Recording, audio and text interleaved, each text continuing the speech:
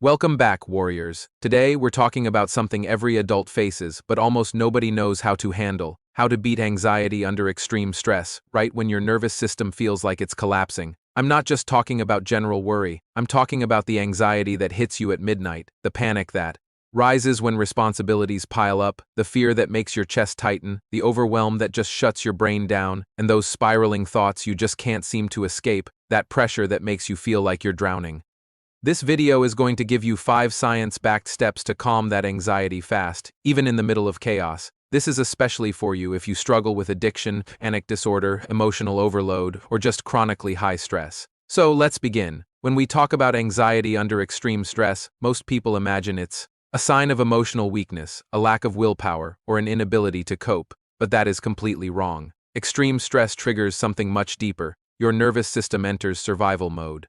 This is what causes the racing thoughts, the chest tightness, the adrenaline spikes, and the cortisol overload. It's why you get short of breath, feel dissociated, or even experience a full-blown panic attack. It's also why cravings for alcohol, drugs, or other comfort behaviors can feel so overwhelming. You're not reacting to the stress logically. Your body genuinely thinks you're in physical danger. Before we get into the 5 steps, you need to understand one crucial truth. You cannot think your way out of a nervous system problem. You have to regulate your body first. Once you understand that, everything changes. Alright, let's get into the steps. Step 1 is to interrupt the anxiety spike. The very first thing you have to do is interrupt it before it completely takes over your brain. When stress hits you hard, your nervous system fires a signal that says, "We are not safe." If you don't interrupt that signal, it escalates into full-blown panic. Here's how to interrupt it. First, change your breathing rhythm. And I don't mean just deep breathing or long breathing.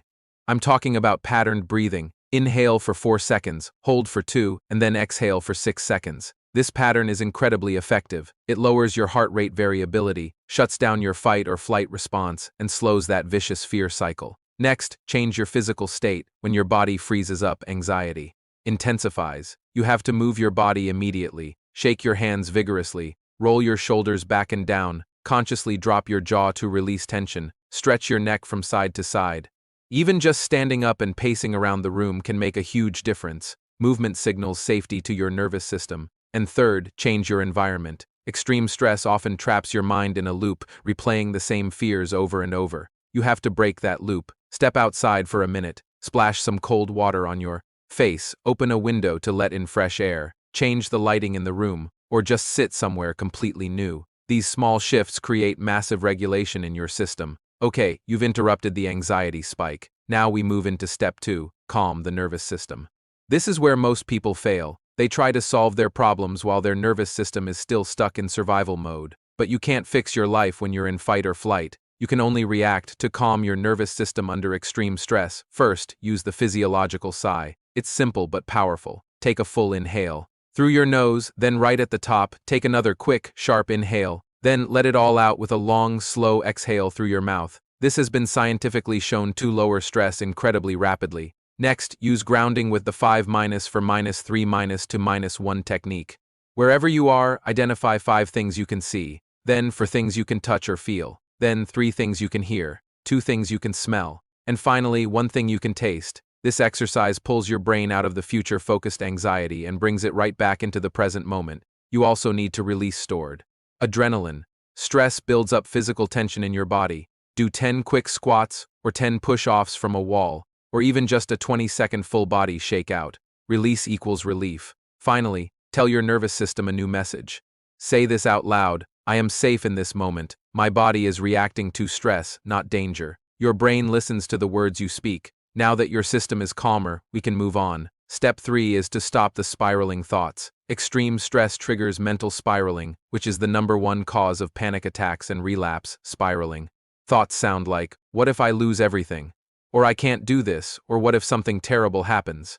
To stop this spiral, first, use the name the story technique, label the fear. Say to yourself, this is the I'm not safe story, or this is the I'm losing control story. A story loses its power once you name it and see it for what it is. Next, shift your focus from the future to the present. Anxiety lives in the future. Calm lives in the present. Ask yourself, what can I control right now? And what is one small next step I can take? Stress shrinks when you break it down into manageable steps. And third, redirect your brain with a physical anchor. Hold a cold object like an ice cube or a cold can. Press your feet firmly into the floor and feel the ground beneath you. Place your hand over your chest and feel your heartbeat. Physical anchors are brilliant for stopping mental spirals in their tracks. Now for step 4, release the emotional buildup. Extreme stress often comes from unreleased emotions that get trapped in the body. As adults, we're taught to suppress frustration, sadness, fear, guilt, and grief, but suppressed emotions always turn into anxiety. Released emotions, on the other hand, lead to calm. Here's how you can release them without having a complete breakdown. First, try emotional dumping. Just write for 2 minutes straight. No structure, no grammar, no punctuation. Just get it all out on the page. You can also use a voice release. Speak your stress out loud, even if it's just to an empty room. Say, I feel overwhelmed because, or I'm scared that, or what I really want to say is, your voice has a direct connection to calming your vagus nerve. And please allow yourself a crying release. Crying is not weakness. Crying is your nervous system's natural way of resetting itself. Even 30 seconds of crying can release a huge amount of tension. Finally, try controlled shaking. Animals in the wild literally shake after a fearful experience to release the trauma. Humans tend to suppress it, so just shake your arms, your legs, your shoulders, your whole body for 20 seconds. Let that stress leave your body. Physically. Okay, on to our final step. Step 5 is to build a stress-proof mind. Once you've interrupted the spike, calmed your system, stopped the spirals, and released the emotion, now it's time to build long-term stress resilience.